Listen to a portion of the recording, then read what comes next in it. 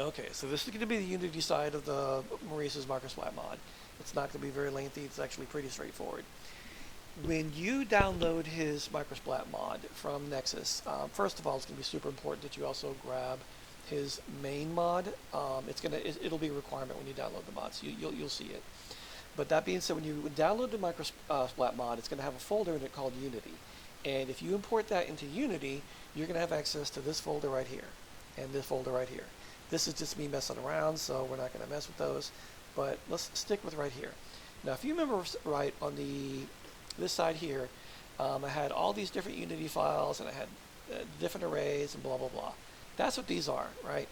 So his is going to come with one array already set up, and this is going to look like this, okay? What I did is I Control-D, which is Unity's way of copying, and then I renamed the copy, so I have a dirt one, a grass one, and a stone one, all right? And you see they each have different files in them.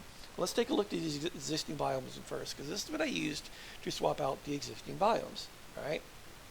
So when you look at this file right here, it says diffuse test existing biome array 0. This is the array number right here, so that means it's going to be this file right here. If I go to, say, this one right here, this is going to be the normal array 2. So I'll find the 2, the normal array. It's going to be this file right here. So what you want to do ahead of time is you want to go ahead and find some ground textures that you happen to like. And there are plenty out there for free that are really good. Now, this is the existing biomes. This is the one I swapped the pine forest with, the burnt forest, the desert, the snow, and then the wasteland. All right. Just to give you an idea what that looks like overall. Let me just throw this up real quick. Wasteland, we've got ambient occlusion here. We got the height map here. We got the normal map here, and we got the specular map here. Okay. This is what I swapped out the biome wasteland, the wasteland biome's texture with. All right. That being said, let's go back to where we were. All right. So when you get this texture mod, it should already have all of these in it. If you don't, for instance, like this one, if you just decide you just really don't like this texture for the forest, and you want to make your own, find one. Right? So let's say I go ahead and I find one. I want it to have certain characteristics, right? First of all, I need it to have a diffuse, a normal, a height map, and an AO. Unfortunately, those can be called different things with different packs. You kind of have to figure out which one is which. Like diffuse for this landscape ground pack is called this BC_SM. I don't know what it means, and I don't care. Basically, what I'm going to do is I'm going to drag it in there, and then I'm going to say, okay, the normal map, drag it in there, the height map, I'm going to drag it in there, and then AO, they call it the mask map here. All right. So let's say I want to switch out the burnt forest or something else too. Let's say I want this mud one. Let's go with these leaves. So I'm going to say, oh, now what is this? That's a new pop-up. Now, this texture that I just tried to use is not set to readable, and it is compressed. So his script allows us to mark it readable and mark it compressed. Now, I was using leaves, right? So replace the height map, replace the normal, and replace the mask map. Now let's say I'm just happy with these other three, okay?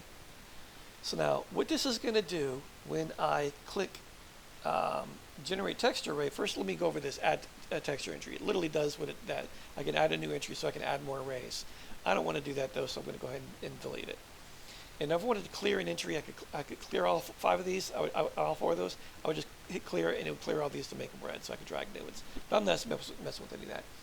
Anyway, and when I generate new texture to the array, what it's going to do is it's going to create these files based off of this name, right?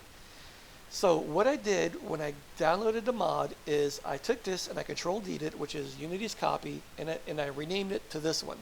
Then I cleared it, and then I added all my textures, and then I generated my extra array, and it created these different array files. Okay, so these right here refer to this right here, right?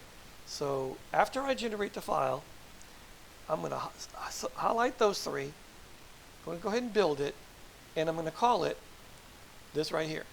So remember, it's already going to have all three arrays in it, which are referred to right here. Remember, this one is array 3, specular. Array 3, specular. It's going to fill up in here. When you click generate, it's going to go ahead and create some additional textures for you. He was really great with the script. It's really, really helpful. So, and that's pretty much all you have to do. As long as you are creating arrays that match these files over here, you're good to go. So what I implore you to do is when you're looking for new textures, go ahead and try and find ones that have at least those 4 files, because then they're going to look better. So when I picked this one, it's got the albedo, it's got the normal, it's got the height map, it's got the AO mask, all right? And when it comes out, it actually comes out looking pretty good. But that is the Unity side to work with this XML side. And that's pretty much all I got for you. Next video I'm going to do is to actually do one from start to scratch.